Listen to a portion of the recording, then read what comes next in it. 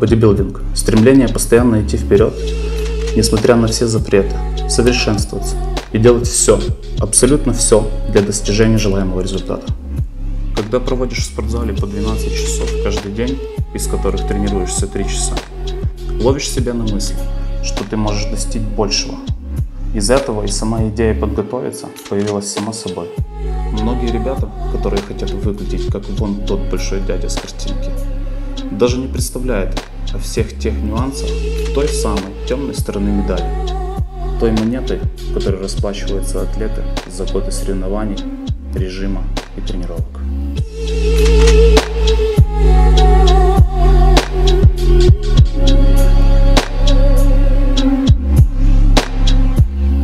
Мы привыкли видеть только тот момент кульминации аплодисментов, не видев то, как они к этому шли, чем жертвовали, чем пренебрегали. В своем проекте я покажу все, абсолютно все. То, о чем атлеты умалчивают. То, чего не знали зрители такого спорта, как бодибилдинг.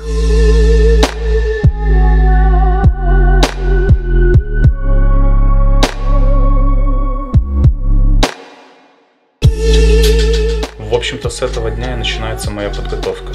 Детальнее о препаратах, дозировках и их применении поговорим в следующем видео.